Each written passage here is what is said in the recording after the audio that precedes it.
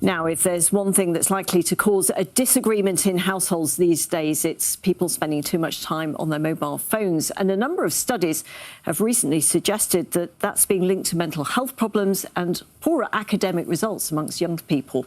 So some schools in the northwest have already banned them during the school day. Others are coming under growing pressure to do the same. This report from Phil Cunliffe in Wirral. At this school in Birkenhead, children are being, well, children. During lunchtime, pupils play games, interact and read. Smartphones are banned. Initially, that was to stop disruption in the classroom. But now there are serious long-term concerns over phone use, and other schools are being warned to take action too. What we're really seeing now in our young children, we're seeing the massive difference in attention spans, the lack of resilience, that bounce back ability, it just isn't there anymore. Levels of anxiety are through the roof. And some really sad tales from parents actually saying my child needs their phone because they are anxious. And you know, it's the complete reverse of that. They don't need their phone because that is causing their anxiety. The government's advice on smartphones is to limit their use at school. That's what Adrian did at his school in Wallasey. Phones are locked away until home time. A year on, he says he's seeing the benefits. The headline impact would be that attendance has come up by 2%. We were experiencing a whole range of issues with children being more interested in what their phones had to say than what the teachers had to say.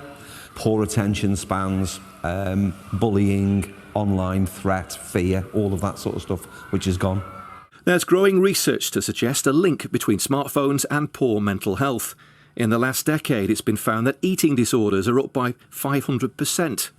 Teens who show addiction are twice as likely to have anxiety. And children at schools where phones are banned generally achieve better GCSE results.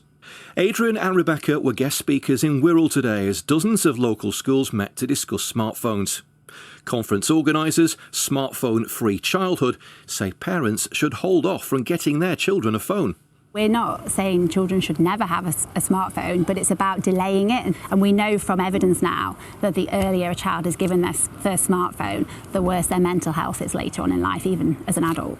So how old would you recommend? What is your strategy in terms of when a child should receive? So I'd say at the very earliest, I wouldn't give my children now, my younger children, I wouldn't give them a smartphone until they're at least 14. That's what we would recommend. And no social media until they're 16. It was claimed today that phone addiction is causing some children to spend less time outside than prison inmates.